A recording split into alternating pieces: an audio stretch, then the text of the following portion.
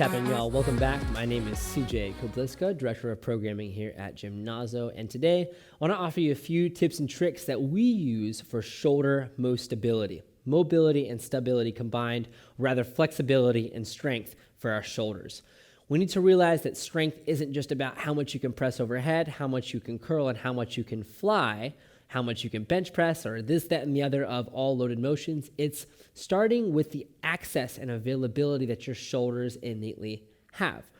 Now, depending on our lifestyle, that may inhibit where we can access our range of motion. And the more time we spent on this earth, the more we fall into the attractor wells, typically into this kyphotic state, and even more so into kind of a functional scoliosis, or we fall into a certain pattern or a certain path that our body likes to just sit into.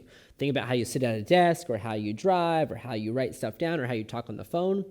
Depending on where we hold ourselves most often throughout our days is where our body's going to fall into. So these motions are going to be safe for you. It's just a matter of finding your threshold. Move them slowly, go through them gently, and invite more opportunity for your shoulders to move rather than forcing them through motions that they cannot quite go through right now.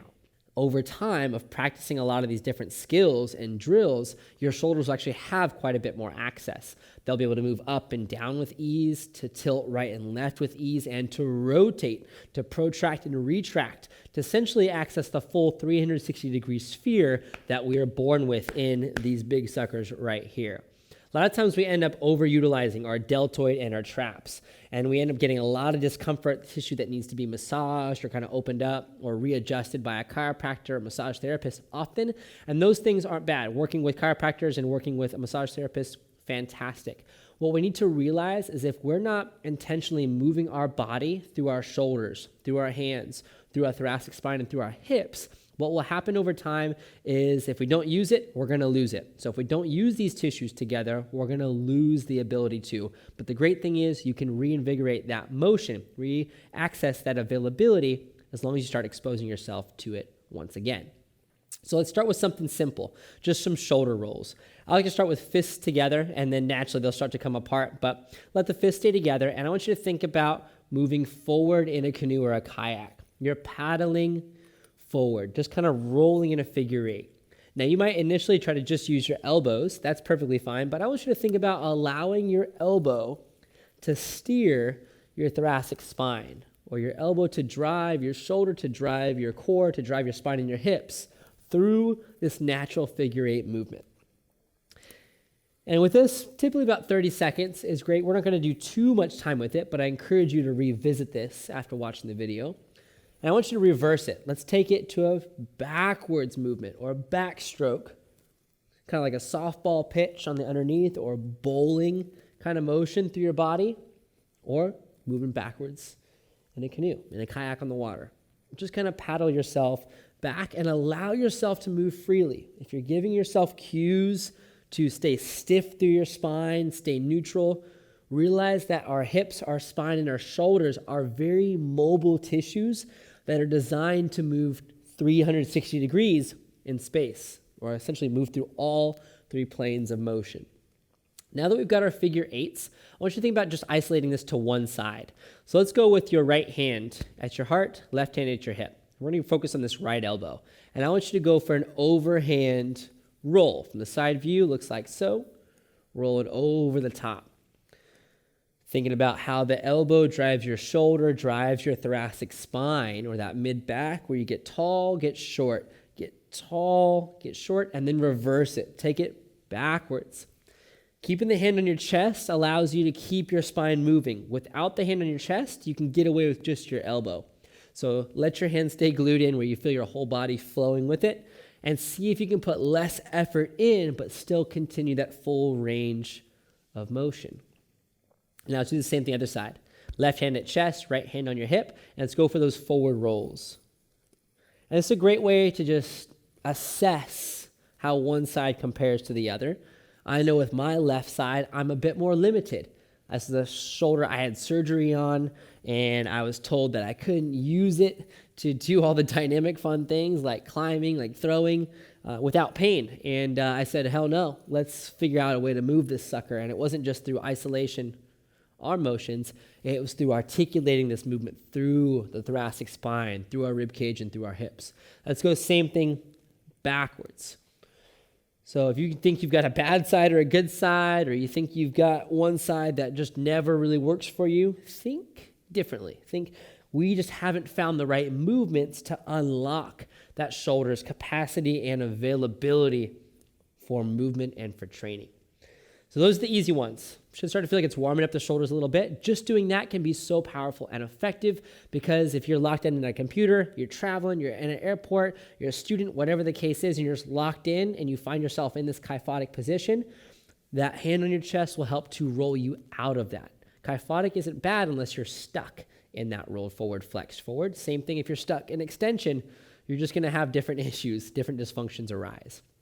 So the tougher part, we're going to go back to fists together, and we're going to alternate. I want you to go right over the top, then left backwards. Right over, left backwards. Right over, left backwards. And try to maximize the height of your circle, or that range of your circle. Over with the right, under with your left. And it's okay if you start to get a little uncoordinated with this, start to lose track, just come back. Think right over, left under. We're bringing our brain back into our body. Now, we know our brain is inside of our body, but it may not be communicating with the parts of our body. This is that process of reintegration. Now, see if you can do that at the same time.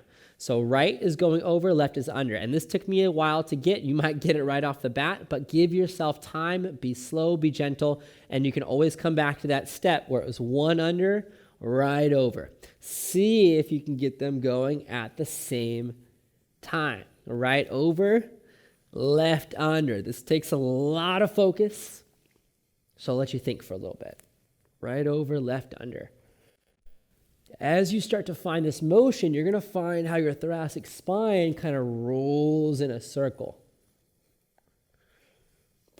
And this is going to allow you to access a little bit more freedom in your shoulders, but also just bring in some great blood flow and some stimulation to the nerves in your shoulder tissues. Now let's switch directions. Shake it out a little bit. Give yourself some time. Left is going to go over. Right is going to go under. So we'll come back to fists together. Left over, right under. Left over, right under. And allow yourself, again, to move your entire body. If we get our shoulders to move and we get our rest of our body to move, now when you go to throw a ball, reach for something, swing something, just move something from point A to point B, we know that our shoulders have friends to help out. This is especially helpful when you're moving stuff, heavy objects in your arms, and you just want to stretch it out. See if you can now alternate, or the same time, but change the direction. So left is over, right is under. Left over, right under. And notice, just check in if your body starts to switch directions. Left over, right under. Left over, right under. And have some fun with this. This should bring a smile to your face a little bit. You might get a little discombobulated. Just come right back. Left over, right under, and then try to give it the same time. Go ahead and shake that out a little bit. So that's what we call our shoulder roll series. Forward, backward, alternate, and then same time going opposite directions. If you want to add one more in there, kind of a simple one, is both can go forward and both can go back. You might recognize that as like shoulder rolls that we tend to do, but just by taking the arms out, it isolates the arms. If we could take the elbows and push them out and go through this roll, now we start to get some deep flexion and some deep extension through our thoracic spine in reference to our shoulder blades moving through those motions. So your shoulder blades will kind of move with your elbows. If you imagine my hands as your shoulder blades, as you lift your right elbow up, your shoulder blade will tilt that same way, kind of in towards your spine from the top. Left elbow lifts, same kind of thing. You reach your hand up, the shoulder blade should elevate. Reach your hand down, the shoulder blade should depress a little bit. You reach your hand around to the left, shoulder blade should come around, and you open your hand up, the shoulder blade comes back. So all of those are great motions to also just integrate into your shoulder mobility. Now, something we got to do from here is globalize this.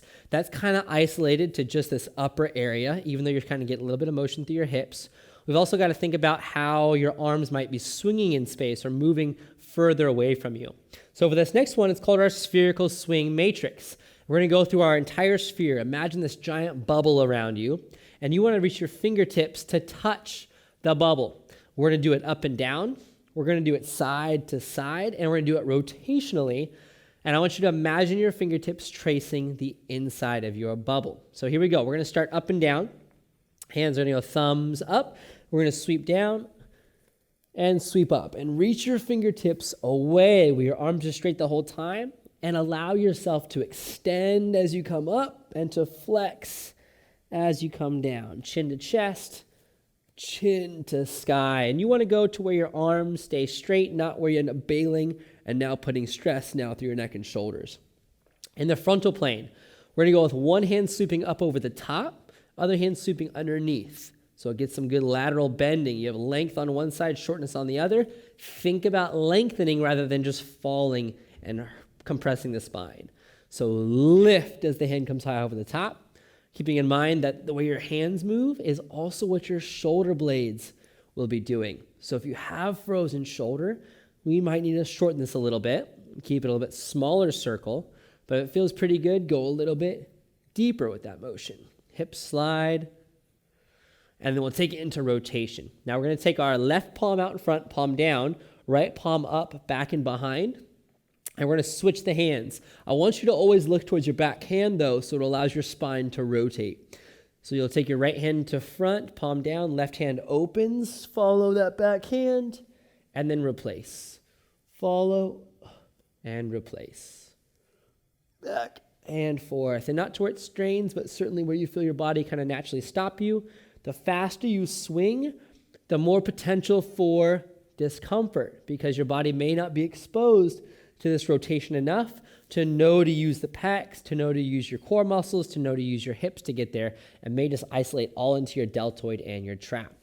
So something to pay attention to if any of those did bother, was it more of a tissue discomfort between your joints, or was it in a joint? Did it bother your elbow, your shoulder, your neck, your mid-back, even your low back down into your hips? Did you experience any discomfort with those?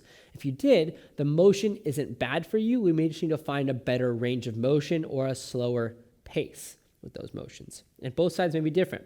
So this next one is going to be a single arm spherical matrix swing. You're going to have a lot more access because the other side isn't going to be inhibiting the tension of the other side.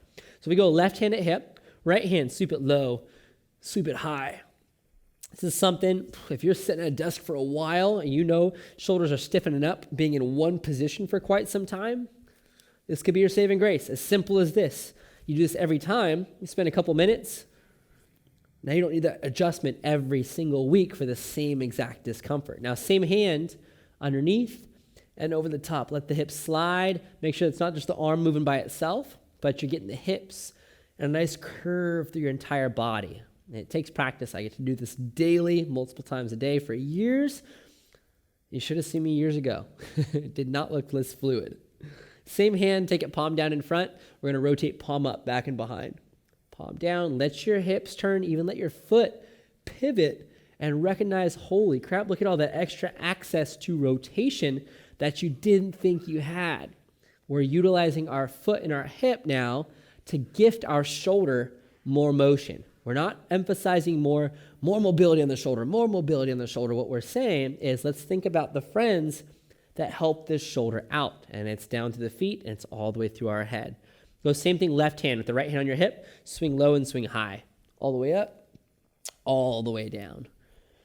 Let the hips shift back as you swing low, reaching behind you, chin to chest, and then hips extend, hand goes high.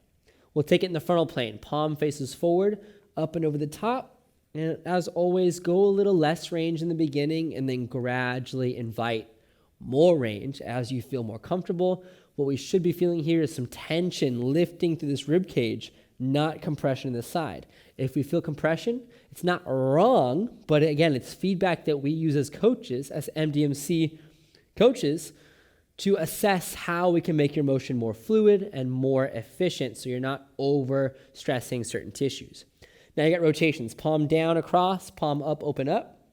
Remember, you have a foot that can pivot from the opposite side. If you're turning left, the right foot's going to gift you, gosh, look at how many extra degrees I get in that twist. If I stop here, I might think my shoulder's limited, but it might be because my chest stopped moving. We need to turn our chest and then maybe even get that foot to turn to gift our shoulder and remind our shoulder and body how much rotation ability it actually has when we utilize every part. Again, we've been taught isolation, and strict movement patterns, but in function, it's very dynamic and fluid, but we have to train that way in order to integrate that into our real life. So there's your spherical reach matrix, both hands and a single arm. One more part we want to add into this, which we kind of addressed, was your hips. I want you to try this out. Reach your right hand as high as possible, like lift it to the sky, and then I want you to step your left foot forward and right foot back, and keep reaching your right hand as high as possible. And notice if you get shoulder discomfort or if you feel tension through your hip and core. If we manipulate our position just right and can shift our awareness to where our pressure is going, which is our front foot, our back forefoot, and our hip pushing forward, and now reach, what we may find is that our shoulder isn't doing too much of this work. It's actually the tension through our hip and core that allow that hand to go overhead. What I find so often with people who have issues reaching up overhead in pain is that their shoulder actually has quite a bit of access. It's got availability in different ranges of motion and even overhead. But as soon as we ask them to extend their hip and reach overhead, their arm wants to collapse. And what we found is that because this anterior tissue doesn't just stop here, it's not just a hip, not just a core, not just a chest, but it's a continuum of chain of tissue, of fascial tissue that's communicating to your brain where your body's at in space. If we can lengthen all this and create more access, now this arm isn't playing tug of war with the front of your body. We unlock that fascial line, and now, there is freedom overhead. And it was never the shoulder that was at fault. It was just the shoulder that was trying to do the work for what the core wasn't doing. And you can do the same thing in all of our lateral motions. If you refer to some of our other videos, you might find a spherical reach. What we're really doing here is teaching our body and reminding our body how to utilize every single joint in all three planes of motion to create a transformational zone of loading and exploding.